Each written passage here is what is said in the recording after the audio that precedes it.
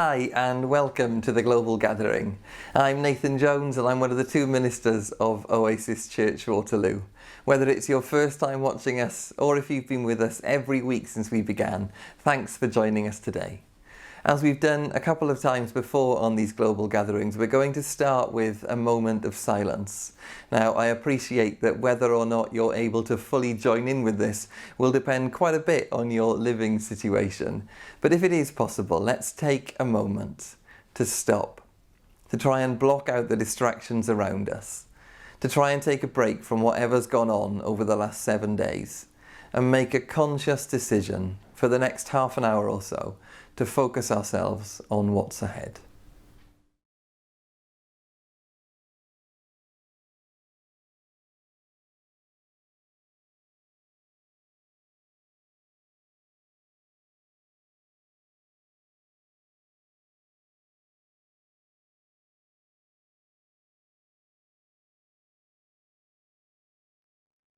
Later on this morning, Steve will be talking to us about the next in our Great Reversal series. He'll be unpacking the penultimate verse in the Beatitudes. Blessed are those who are persecuted because of righteousness, for theirs is the kingdom of heaven.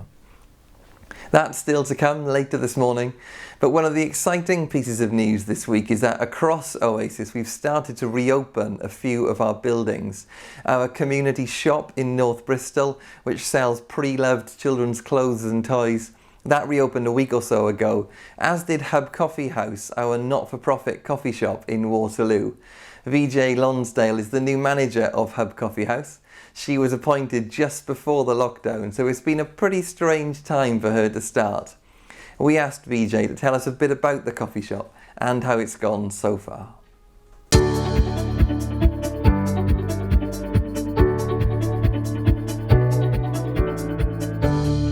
Hi, I'm VJ. I'm the new coffee house manager here at the Waterloo Hub.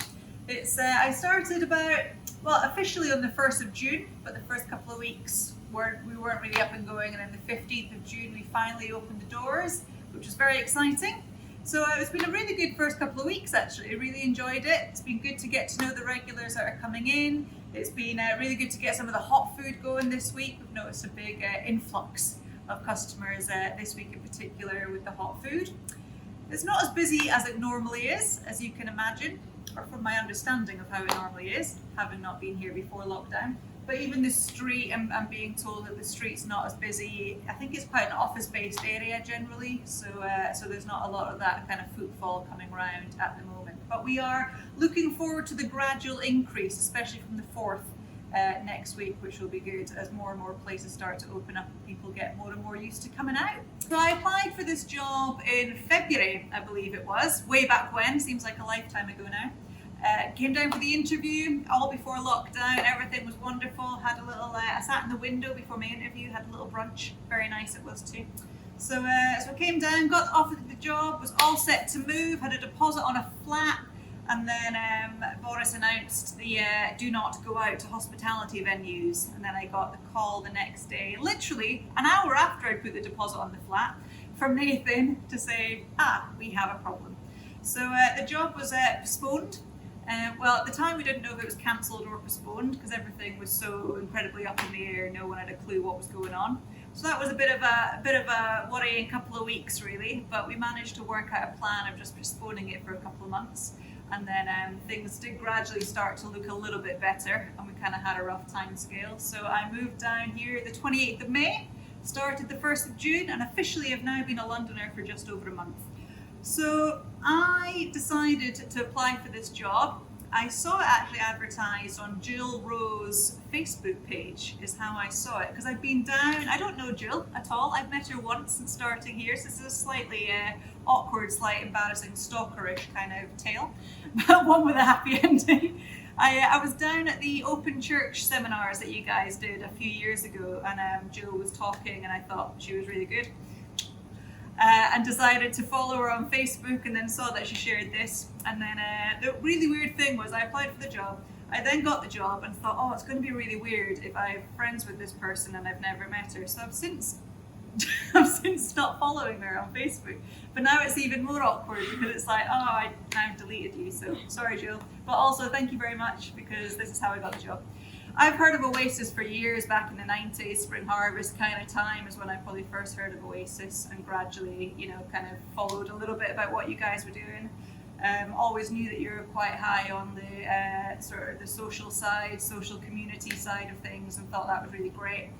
I lost my job at a church actually a few years ago due to my homosexuality. So I came down for that reason to the conferences to kind of connect a little bit. Thought you guys have been so helpful for me and so many thousands of others throughout the UK and beyond, I'm sure. On that situation. So when I saw the job, I thought that's a job I can do, that's a church I'd like to get involved in and can get involved in, which is very encouraging. So just kind of applied really and took it from there. I always wanted to kind of live in London as well. I'm from Aberdeen originally, but I've been in Shropshire in a small market town of Oswestry for the last 10 years. So it's a bit of a change to come down to the big city, although it's a bit of a frustrating time to come to the big city as well, as nowhere is open. But again, from the 4th, all the museums, I will be there. So guys, if you are from the Waterloo area, I would love to meet you if I haven't already. And if I have already, come back because you were great. So come on in. We are currently open Monday to Friday, 8 till 3, with hot lunches being served till 2. See you soon.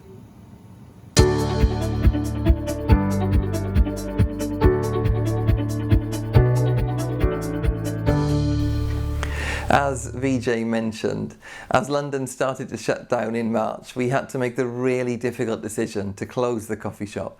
And one of my tasks was to call VJ and tell her that the job that she really wanted and she was so well suited for, that job might not be there any longer. It really wasn't an enjoyable thing to have to do, and I'm really glad that it worked out. In fact, one of the benefits of working with Hub Coffee House is that I recently appointed myself the official food taster, and I can definitely vouch for the quality of those hot lunches. If you are local, it would be great to see you there. Next up, here's Claire Shelswell from Oasis Church Bath with our Bible reading for this week.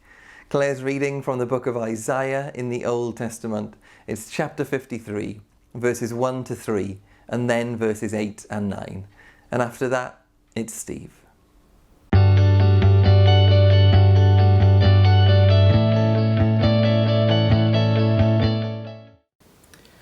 Who has believed our message, and to whom has the arm of the Lord been revealed? He grew up before him like a tender shoot, and like a root out of dry ground. He had no beauty or majesty to attract us to him, nothing in his appearance that we should desire him. He was despised and rejected by mankind, a man of suffering and familiar with pain. Like one from whom people hide their faces, he was despised, and we held him in low esteem. By oppression and judgment he was taken away. Yet who of his generation protested? For he was cut off from the land of the living. For the transgression of my people he was punished. He was assigned a grave with the wicked, and with the rich in his death, though he had done no violence, nor was any deceit in his mouth.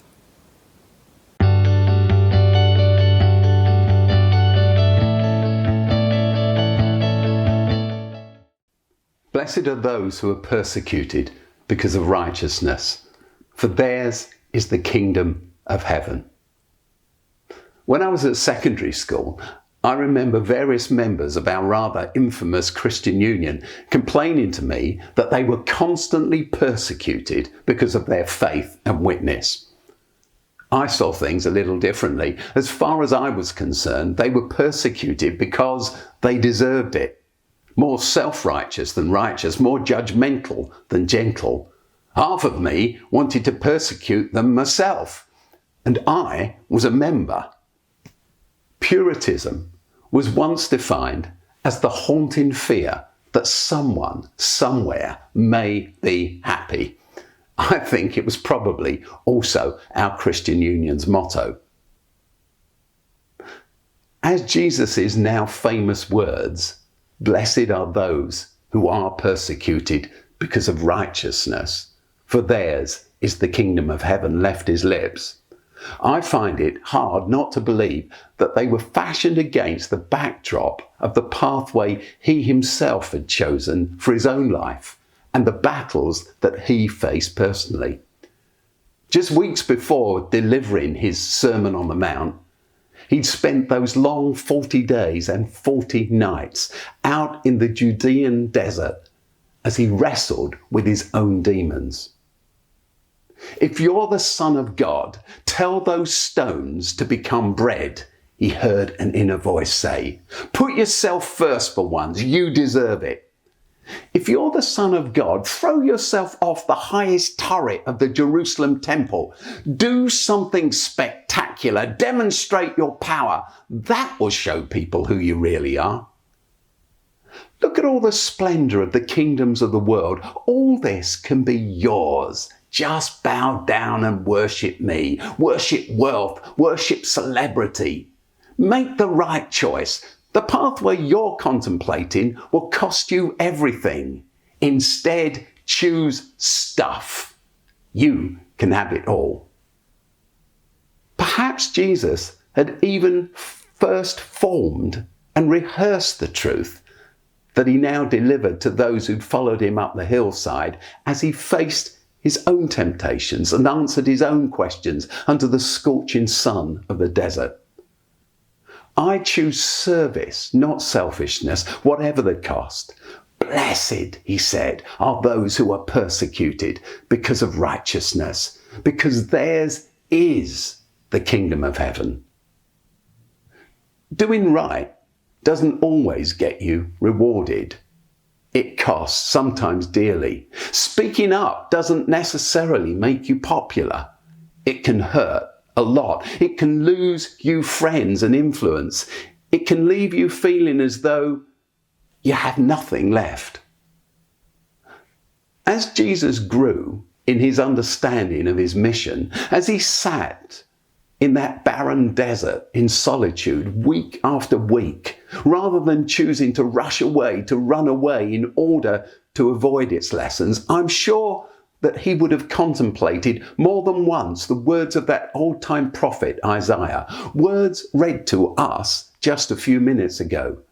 Jesus knew that because of his commitment to righteousness, his pathway would be one where he would be despised and rejected, familiar with suffering and pain, held in low esteem, crushed and afflicted, where he would face oppression and judgment, one where he might in all probability find himself eventually cut off from the land of the living, though he'd done no violence nor chosen any deceit.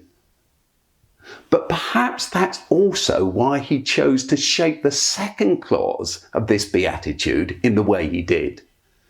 Blessed are those who are persecuted because of righteousness, for theirs is the kingdom of heaven. Our problem, of course, is that along with generations of Westerners before us, we've slipped into the myth of thinking that the kingdom of heaven is somewhere you go after you die. We're all soaked in those pictures of heaven as a place with pearly gates manned by St. Peter, complete with puffy clouds, standardized issue harps and bejeweled streets, and God, a bearded old gentleman sitting on a golden throne, surrounded by a celestial choir of angels and the happy saints who have made it, all dressed up in white. But when Jesus speaks of the kingdom of heaven, he's not talking about a physical space called heaven, somewhere beyond earth, beyond the moon, the sun and the stars. Jesus' intended meaning is altogether different. And it really confuses modern audiences. When Jesus talked about heaven, he's not talking about a place separated from earth, where you might go when you die. Instead, it's his way of referring to God's kingship or reign coming to birth here and now in the midst, in the middle of everyday life. We're told that we live in a 3D world, 3 spatial dimensions, length and width and depth. But at the same time, we're also aware of a 4th dimension, the one we call time, which, although we can't see it, is just as real. What Jesus is saying is that there's also a fifth dimension to life, a dimension called heaven, always present and intermingled with everyday life, though often unseen and unknown by those who are so totally consumed by their own desires, with wealth or power or comfort or position, that they never stop long enough to sit in the desert and take the opportunity to recenter themselves and their priorities. So when Jesus promises those who've reflected on the pathway they will choose through life, those who face their demons in the barren desert of doubt, and then committed to live in line with the values of God, that theirs is the kingdom of heaven, he's telling them that to serve rather than be served, to take the blow but not to return it, to choose a pathway of compassion rather than consumption, may well leave them despised or rejected, familiar with suffering and pain, crushed or held in low esteem, and facing oppression and judgment, though they've done no violence and chosen no deceit.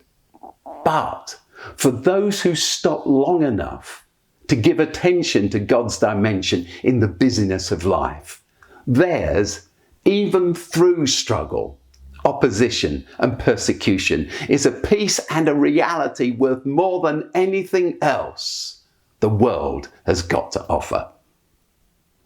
A student asked his teacher, "How can I find peace in such a noisy life? Every time I try to meditate, to find direction, I'm distracted by the noise." The teacher took the student to a lake. "What do you see when you look into the lake?" she asked. The student looked at the surface of the water. The wind was whipping up into choppy waves. "It's troubled," he said. "Then dive to the bottom," said his teacher. Hesitating for a moment, the student then duly took his teacher's advice and dived into the turbulent waters.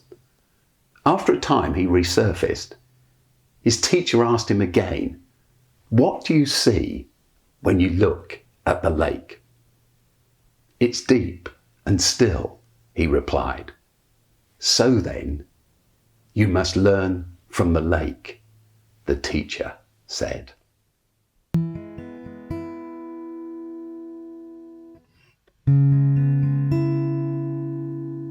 Blessed are those who are persecuted because of righteousness, for theirs is the kingdom of heaven. Blessed are those who are treated differently because of the colour of their skin. May you know that God is with you in your suffering. Blessed are those who are left out, ignored or forgotten. May you know that God is with you in your suffering. Blessed are those who have mean or nasty things said to them. May you know that God is always with you in your suffering. Blessed are those who try to do the right thing but feel like they keep getting it wrong. May you know that God is with you in your suffering. Blessed are those who are not listened to because of their age. May you know that God is with you in your sufferings. Blessed are those who are judged because of who they love. May you know that God is with you in your suffering. Blessed are those who want to be a better version of themselves but aren't. May you know that God is with you in your suffering.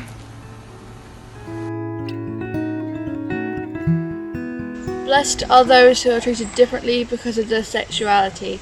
May you know that God is with you in your suffering. Blessed are those who feel like they don't fit in. May you know that God is with you in your suffering. Blessed are are those who are not involved in important conversations or decisions. May you know that God is with you for all your suffering.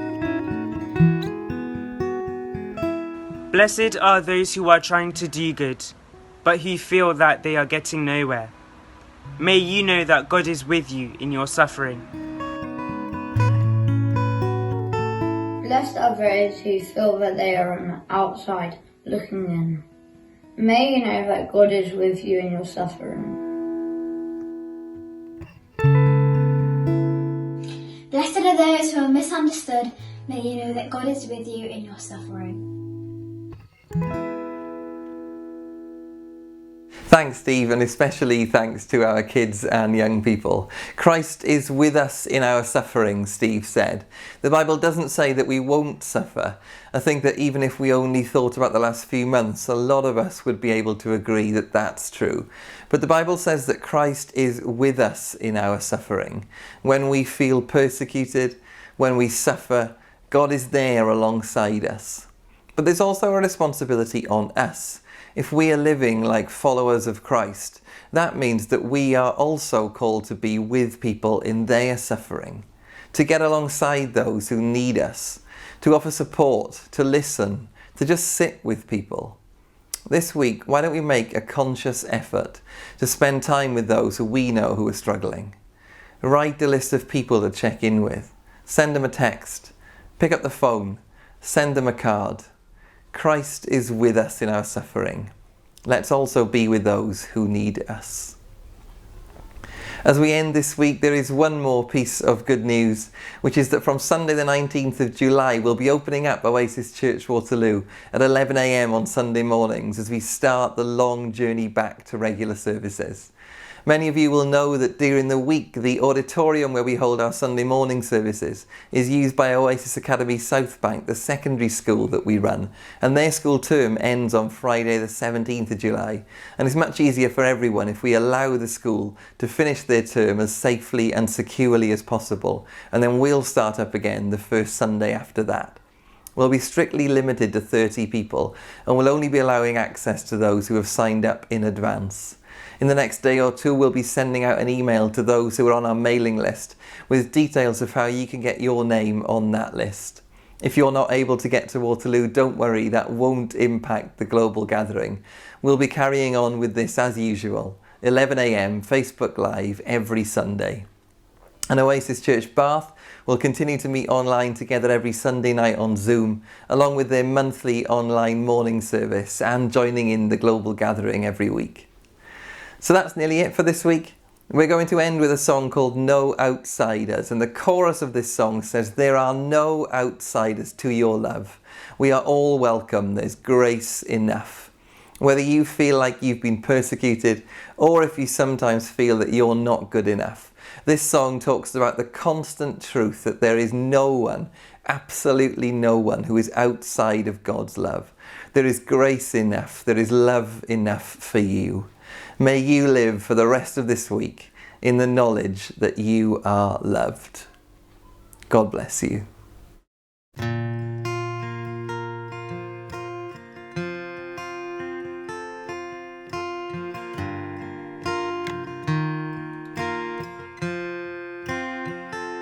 You are a refuge. You have no borders. When I was a stranger knocking at your door, you took me in with no questions and no conditions. When I was a sinner running from your grace, you called me friend. You called me friend. And there are no outsiders to your love. We are all welcome, there's grace enough. When I have wandered, Lord, your cross is the open door. There are no outsiders. I'm not an outsider to your love.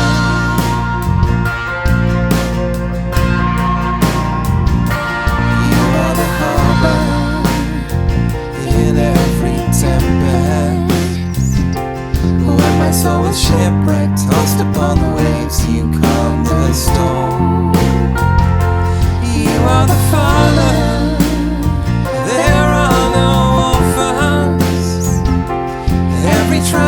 nation gathered in your arms sings with one voice, sings with one voice. 'Cause there are no outsiders to your love. We are all welcome, there's grace enough. When I have wandered, Lord, your cross is the open door. There are no outsiders, I'm not an outsider to your love.